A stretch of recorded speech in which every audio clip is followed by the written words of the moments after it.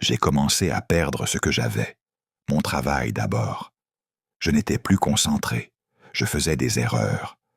Puis mes proches. Je devenais irritable, absent. Personne ne savait pourquoi. Et je ne pouvais rien dire. Parce que certaines vérités ne libèrent pas. Elles détruisent. Les voix. Un soir, le silence s'est brisé. Tu m'as laissé. Je me suis levé d'un bond. Personne. Mais la voix, je l'avais entendue, pas comme un cri, comme un murmure. Depuis ce jour, les voix sont revenues, toujours calmes, toujours lentes. Tu aurais pu t'arrêter. Tu m'as regardé mourir. La tentative de fuite.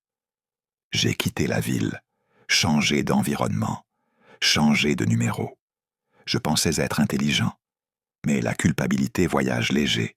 Elle te suit partout, dans une autre ville, une autre chambre, une autre nuit. 3h17. Toujours. Le passé qui ressurgit. Un jour, j'ai vu sa famille. Par hasard. Une femme âgée, un regard fatigué, des enfants.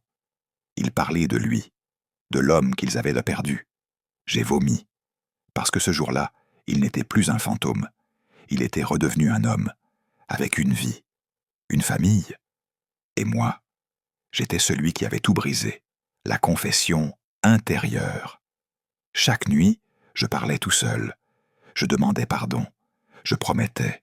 Je pleurais. Mais aucune réponse, parce que le pardon n'est pas automatique. Et parfois, il n'existe pas. La descente. Comme Moussa, j'ai commencé à boire, à m'isoler. Je comprenais enfin son suicide, pas comme une faiblesse, comme une fatigue. La fatigue de porter un poids impossible.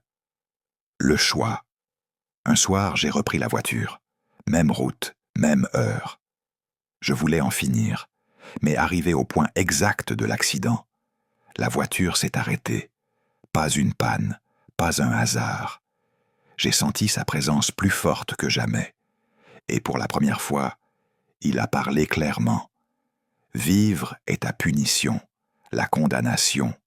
Je n'ai pas sauté, je n'ai pas fui, je suis rentré. Depuis ce jour, je vis, mais pas libre. Je témoigne, je raconte, je porte cette histoire. Parce que si je dois être condamné à vivre, alors ma vie servira à prévenir. Certaines fautes ne demandent pas la mort. Elles exigent une vie entière de lucidité. Le meilleur choix, le plus cruel, le plus mémorable, c'est la vérité publique.